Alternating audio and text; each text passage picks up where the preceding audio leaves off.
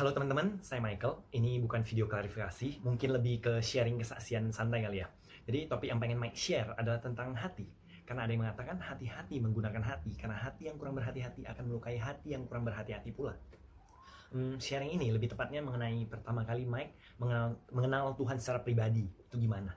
Tapi ini ada berhubungan dengan hati juga ya teman-teman. Nah, awal mula pertobatan biasanya terjadi ketika ada momentum. Pastinya setiap kita juga sama lah ya, pasti ada momentum masing-masing. Nah, tarik ke belakang sedikit mengenai Mike pribadi itu kalau tahu tentang Tuhan itu sih udah dari sekolahan, udah dari TK sampai SMA, sekolah Kristen. Jadi di sana cuma sekedar tahu. Nah, selang cerita, momentum itu terjadi pas putus. Tapi jangan langsung ke sana ceritanya, ntar langsung kelar. Ceritanya Mike sempat pacaran selama kurang lebih 3 tahun di kampus. Nah itu masih di kampus, belum di tempat lain. Enggak ya, maksud Mike itu 3 tahun itu semasa perkuliahan. 1 tahun ngejar, 3 tahun pacaran, jadi pas ya 4 tahun kuliah. Nah, jadi ya selama Mike kuliah itu nggak pernah merasakan yang namanya sendirian, lonely. Ya kalau nggak ada temen, ya ada pacar. Pas lagi nggak ada pacar ya ada temen, jadi ya ada temen yang support Mike selalu lah intinya, jadi nggak pernah merasa yang namanya sendiri. Nah, dan Mike mengenal Tuhan lebih dalam itu melalui dia, mantan Mike ini. Setiap hari dia minimal 2 kali sehari saat teduh, penyembahan pribadi. Wah pokoknya dahsyat banget lah ya.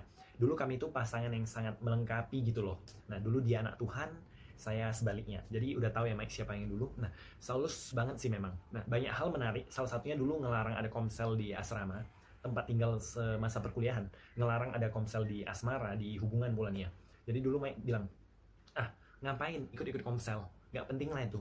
Ujung-ujungnya mantan Mike gak komsel gara-gara Mike. Puji Tuhan ya, jadi ada bahan buat bersaksi hari ini. Jadi ya pokoknya yang kurang-kurangnya di Mike semua saat itu, dan ya yang lebihnya di dia semua. Melengkapi bukan. Oh bukan ya, oke. Nah singkat cerita, ini singkat cerita lagi ya. Bayangin aja, cerita 3 tahun disingkat jadi 30 menit, ya kurang lebih 30 menit. Bisa-bisa kalau nggak disingkat teman-teman pada tidur nanti. Oke, singkat cerita Mike putus itu pas lagi skripsi. For your information, karena mantan Mike itu super pintar, dapat summa cum laude IPK 3,95 dan hebatnya lulus 3,5 tahun aja. Nah sedangkan Mike pas waktu itu pas-pasan, jadi pas 4 tahun lulusnya. Nah putus itu terjadi saat lagi skripsi, lagi stres-stresnya tuh ya, belum lagi nih ya lagi skripsi disuruh pulang ke daerah buat kerja bantu usaha orang tua. Nah karena bertepatan sama lebaran, biasanya usaha orang tua rame banget, sibuk banget. Nah bulan-bulan segini pas lah ya momennya teman-teman.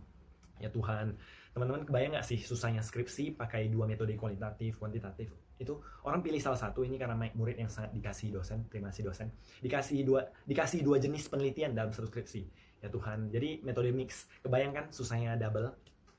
Puji Tuhan ya teman-teman, tapi masih disuruh juga pulang kampung, pulang daerah. Mike udah jelasin panjang lebar ke orang tua, skripsi itu susah. Dibilang, wah lu durhaka banget jadi anak ya, kuliah makan tidur santai aja lu maunya, disuruh pulang kerja bantuin, alasannya skripsi itu ngarang aja.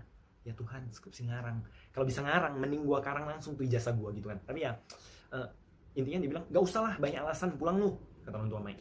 Ya gua kan anak laki-laki ya, keke dong, tadi kan gak mau pulang ya, keke sama prinsip pribadi. Akhirnya saya pulang sambil skripsi, sambil bantuin toko. Jadi kebayang ya teman-teman, jam 5 pagi bangun terus kerja, jadi cuma sempat good morning sayang, udah bangun jam 12, jam 1 good day sayang, udah makan, malamnya ngerjain skripsi sampai udah mau subuh baru mau tidur. Good night sayang, udah napas, ya gitu-gitu aja, udah makan, udah napas, udah makan, udah tidur. Nah jadi ada gap kan sama dia. Nah di satu sisi Mike super sibuk, mantan Mike saat itu super santai. Jadi jadi ya dia belum ada kerjaan waktu itu, jadi ya dia santai banget. Mike sebaliknya. Nah sampai suatu ketika konflik memuncak. Dibilang kamu udah gak sayang lagi sama aku ya, mungkin biasanya 5 detik sekali ya kan, udah balas chat, 5 menit sekali udah baca chat, sekarang kamu berubah, gak ada ininya sih. Tapi ya gitu, jadi berantem mulu lah di chat, asal chat berantem. Jadi ujung-ujungnya intinya dia minta putus. Dan ini dia teman-teman, jangan ambil keputusan di saat emosi lagi tidak stabil. Ya udah putus aja, dengan santainya Mike menjawab. Itu pas banget, Mike ingat 1 hari sebelum Mike harus balik ke Jakarta. Jadi pas Mike bilang sama orang tua, udah harus balik ke Jakarta nih karena harus kelarin skripsi lagi kan.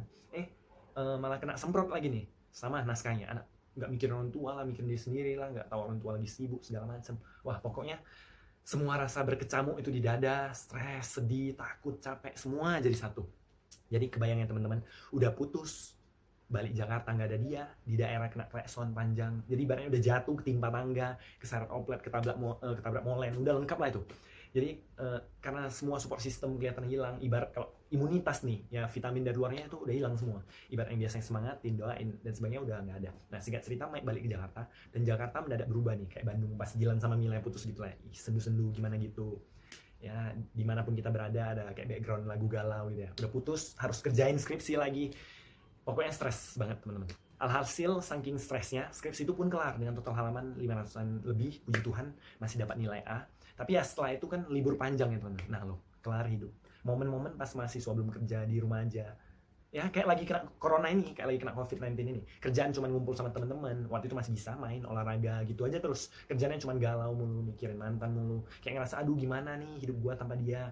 Kayak siang tanpa matahari, teh manis tapi nggak pakai gula gitu ya. Ada yang kurang gitu. Nah jadinya tuh jadi sering nyalain diri sendiri dan lain-lain. 1 tahun lebih pergumulan di sana sampai dibilang teman-teman, ya udah cari pacar aja lagi, gampang lah, lu mah bisa, buktiin. Lu bisa punya pacar baru, jeder, kemakan tuh pancing-pancingan begitu. Nah, teman pada rekomen, udah main ada tuh nama aplikasi ya, kita sebenarnya ya.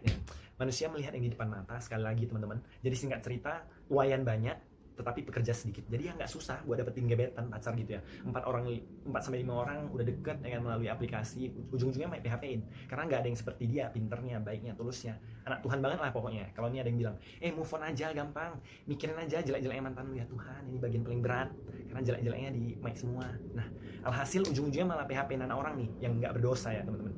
Yang nggak ada salah apa-apa, udah kenalan sama orang tua, udah kenalan sama orang tua cewek, main ke rumahnya, diajak makan dan lain-lain. Ya udah main PHP-in aja intinya. 3 orang, 4 orang, 5 orang di PHP-in semua sampai tiba-tiba Mike dikasih ingat hukum tabur tuai ya. Apa yang kamu tabur, kamu nggak tahu Mike sakitnya di PHP-in itu gimana. Tunggu tanggal mainnya. Jeder. Panik dong. Udah bener-bener fix minta ampun sama Tuhan. Dari sana Mike belajar sih. Kalau diri kita sendiri belum pulih, belum sembuh, jangan deket-deket sama orang lain dulu. Mike yang sakit, orang lain yang menderita. Hati sendiri belum bisa dijaga. Udah mau jagain hati orang. Jadi dari saat itu ambil komitmen sebelum Mike pulih total. Mike gak mau main-main sama perasaan dulu. Tunggu sampai diri sendiri pulih dulu, layakkan diri dulu. Dan let's go. Momentum itu terjadi di tahun kedua, menjelang move on. Di situ baru sadar sih, arti dari Mazmur 34 ayat 19. Karena ada tertulis, Tuhan itu dekat kepada orang-orang yang patah hati dan ia menyelamatkan orang-orang yang remuk jiwanya. Jadi di momen-momen ketika kita kehilangan arah, remuk jiwanya, patah hatinya, kosong dompetnya enggak ya. Di situ Tuhan sangat dekat, teman-teman. Di situ Tuhan sangat dekat. Tuhan tahu. Kalau enggak karena putus ya, mungkin Mike enggak bakalan cari Tuhan. Karena apapun yang Tuhan berikan, Mike anggap Mike itu layak. Take it for granted untuk semua yang diberikan Tuhan. Ya, merasa diri sendiri, buatlah untuk semua yang diberikan Tuhan. Kayak bangsa Israel pas dapat banyak mukjizat, penyertaan Tuhan. Pagi tiang awan, pagi siang tiang awan, malam tiang api, roti daging mana dari surga. Tapi ujung-ujungnya tetap aja ngeluh dan bersungut-sungut. Tapi Tuhan izinin Mike pernah pacaran sama dia, diproses di sana. Terus karena momen itulah Mike baru bisa lebih dekat, lebih kenal dekat dengan pribadi Tuhan. Ternyata dulu itu mantan Mike sering ngasih ayat-ayat ya Tuhan. Mike baca, tapi kayak nggak ada yang nempel. Sampai pas putus baca-baca lagi, ya Tuhan itu baik banget ayat-ayat yang udah dikasih. Banyak banget. Momen-momen seperti itu bikin Mike bertanya, Tuhan, kok Tuhan udah kasih dia buat Mike? Datengin dia di hidup Mike. Kok sekarang diambil sih Tuhan? Nah, ini mental korban. Sekali lagi ingat ya teman-teman, ini mental korban. Anak Tuhan itu nggak mungkin dikasih ke anak setan. Jadi Mike ngerasa dia pasangan yang cocok, sepadan buat Mike. Lah dia kagak teman-teman. Jadi Mike mau berubah juga karena hal itu ya teman-teman. Barang siapa mengasihi bapak atau ibunya lebih daripadaku, ya tidak layak bagiku. Dan barang siapa mengasihi anaknya laki-laki atau perempuan lebih daripadaku, ya tidak layak bagiku. Barang siapa tidak memikul salibnya dan mengikut aku, ya tidak layak bagiku. Begitulah firman Tuhan berkata. Tanda pertobatan ketika hal ini bisa dipraktekkan. Pacarku, anakku, istriku, rumahku, kerjaanku, bisnisku, kuku, semua itu teman-teman. Cuman titipan dari Tuhan. Apapun yang diberi dan diambil balik, yang punya itu Tuhan. Jadi kalau kita tahu hal ini, kita nggak ngeluh ketika kita kehilangan. Karena sejatinya kita tidak pernah benar-benar memiliki. Kita cuma dipercayakan Tuhan. Dan kalau itu dari Tuhan, Tuhan pasti kasih kita yang apa teman-teman? Kalau dulu Mike mikirnya, pasangan yang cantik, pintar, baik, rajin, saat teduh 5 kali sehari, dan lain-lain. Itu dari Tuhan. Tapi bukan itu ya teman-teman. Ada dua ciri-ciri pasangan yang udah pasti dari Tuhan. Yang pertama, seimbang. Allah berfirman di 2 Korintus 6 ayat 14. Janganlah kamu merupakan pasangan yang tidak seimbang dengan orang-orang yang tidak percaya. Sebab persamaan apakah terdapat antara kebenaran dan kedurhakaan? Atau bagaimanakah terang dapat bersatu dengan gelap? Terang dan gelap tidak bisa bersatu, teman-teman. Karena di mana ada terang, kegelapan tidak akan menguasainya. Yang kedua, Allah berfirman, tidak baik kalau manusia itu seorang diri saja. Aku akan menjadikan penolong baginya yang sepadan dengan dia. Di Kejadian 2 ayat 18. Sepadan. Karena kalau nggak sepadan, ya jadi sepedaan teman-teman. Pernah teman-teman naik sepeda? Ya, tapi yang digoes itu cuma pedal kanan doang teman-teman. Amsyong guys. Betis kanan gede sebelah. Ya begitulah. Tuhan menyediakan penolong baginya, bagi Anda yang sepadan dengan Anda. Nah, untuk dapetin yang kedua itu, caranya gimana? Caranya sadis, teman-teman, sadis. Mari kita lihat sadis itu apa. S yang pertama, sabar. Sabar. Mazmur 27 ayat 14 berkata, nantikanlah Tuhan, kuatkanlah dan teguhkanlah hatimu. Ya, nantikanlah Tuhan. Doa. Doa, guys. Filipi 4 ayat 7 berkata, janganlah hendaknya kamu khawatir tentang apapun juga, tapi nyatakanlah dalam segala hal keinginanmu kepada Allah dalam doa dan permohonan dengan ucapan syukur. Doa. Sadis ya teman-teman. Iman dan percaya. 2 Korintus 5 ayat 7 berkata, sebab hidup kami adalah hidup karena percaya, bukan karena melihat. Amsal 3 ayat 5 berkata, percayalah kepada Tuhan dengan segenap hatimu, dan janganlah bersandar kepada pengertianmu sendiri. Jangan pakai pengertianmu sendiri. Percayalah kepada Tuhan dengan segenap hatimu. S yang terakhir, sadis, syukur. Mazmur 136 berkata, bersyukurlah kepada Tuhan, sebab Ia baik, bahwasannya untuk selama-lamanya kasih setianya. Sadis, teman-teman. Nah, untuk dapetin sadis ini, dari mana teman-teman? Baca firman Tuhan. Mazmur 119 ayat 12 berkata, terpujilah Engkau ya Tuhan, ajarkanlah ketetapan-ketetapanmu kepadaku. Dari sini Mike belajar bahwa Allah turut bekerja dalam segala sesuatu untuk mendatangkan kebaikan bagi mereka yang mengasihi Dia, yaitu bagi mereka yang terpanggil sesuai dengan rencana Allah. Roma 8 ayat 28 berkata demikian. Tuhan rancangkan, itu pasti yang terbaik. Tapi ingat, syarat dan ketentuan berlaku bagi siapa yang mengasihi Dia. Sekalipun yang Mike alami dulu kelihatannya kayak jatuh, ditimpa tangga, atau kecelakaan di mata manusia, tapi Tuhan bisa pakai kondisi terburuk sekalipun yang kita alamin untuk mengubah seorang Saulus sekalipun menjadi seorang Paulus. Mampu, teman-teman. Dan Matius 11 ayat 6 berkata, dan berbahagialah orang yang tidak menjadi kecewa dan menolak aku, menolak Tuhan, teman-teman. Banyak orang-orang di luar sana mungkin mengalami hal-hal yang lebih parah, yang lebih traumatik. Tapi Tuhan mau ingatkan kita melalui ayat ini. Dan berbahagialah orang yang tidak menjadi kecewa dan menolak Tuhan. Berbahagialah orang yang tidak menjadi kecewa dan menolak Tuhan. Amin.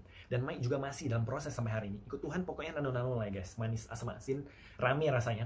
Jadi gak cuma mengharapkan roti aja untuk ikut Tuhan. Gak cuma mengharapkan berkat aja untuk ikut Tuhan. Barang siapa tidak memikul salibnya dan mengikut aku, ia tidak layak bagiku. Terlebih lagi karena Tuhan bekerja dalam segala hal untuk mendatangkan kebaikan, teman-teman. Amin. Terakhir nih, beberapa minggu yang lalu, kan lagi hapus-hapus galeri handphone tuh. Nah, masih banyak folder kenangan gitu kan. Nah, terus galau, sedih, merenungkan masa lalu, meremehkan masa lalu ya teman-teman. Ya itu intimidasi yang dipakai sama si jahat. Tapi pas lagi sharing bareng teman-teman komsel, teman-teman komunitas beberapa minggu yang lalu, Mike ingat itu sehari setelah Mike hapus-hapus folder kenangan flashback tadi. Nah, besoknya saat mendengar pengajaran dan sharing dari komunitas dari firman Tuhan, Mike diingatkan untuk kamu mengampuni diri kamu sendiri. Kamu harus melepaskan pengampunan kepada masa lalumu. Ada pengampunan turun atas dirimu di masa lalu. Maka kamu akan melihat masa depan. Masa depan tidak akan pernah ada jikalau kamu tidak mengampuni dirimu sendiri. Ini kayak ngejelek banget ya sih. Maksudnya gak ada angin, gak ada hujan. Gak ada yang tahu juga kalau Mike tiba-tiba buka folder kenangan, folder masa lalu gitu kan. Gak ada yang tahu lagi galau-galaunya. Tapi Roh Kudus tahu, teman-teman.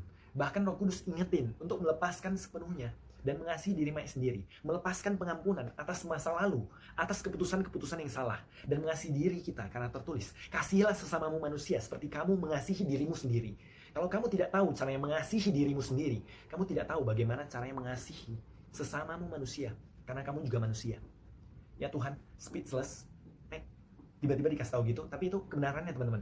Untuk bisa mengasihi orang lain, kita harus terlebih dahulu bisa mengasihi diri kita sendiri, bukan mengasihani ya teman-teman. Nah, jikalau di dalam kesalahan dan kegagalan-kegagalan kita di masa lalu, Tuhan dapat bekerja dengan luar biasa kalau kita terpanggil dalam rencana Allah. Apalagi di dalam ketaatan kita kepada Tuhan. Lebih lagi, Tuhan akan bekerja di dalam ketaatanmu untuk mendatangkan hal-hal yang besar. Dulu mungkin kita sempat berjalan searah, sebelum semua menjadi sejarah. Tapi Tuhan ingetin Mike, di Yesaya 43:18 versi bahasa Indonesia masa kini, Tuhan berkata, tak ada gunanya mengingat masa lalu, percuma mengenang yang sudah-sudah. Nah, untuk teman-teman di luar sana yang punya pergumulan-pergumulan yang sama, kesalahan-kesalahan masa lalu, keputusan-keputusan yang salah yang engkau perbuat di masa lalu. Hari ini teman-teman, firman Tuhan berkata, untuk mengampuni dirimu sendiri, kamu harus melepaskan pengampunan kepada masa lalumu. Ada pengampunan turun atas dirimu di masa lalu. Maka kamu akan melihat masa depan. Karena masa depan sungguh ada di dalam Tuhan. Sekian sharing Mike hari ini. Apabila teman-teman merasa video ini bermanfaat, silakan share ke teman-teman, relasi, tetangga, siapapun yang butuh encourage dari teman-teman. Thank you teman-teman. Tuhan Yesus memberkati. Sekian.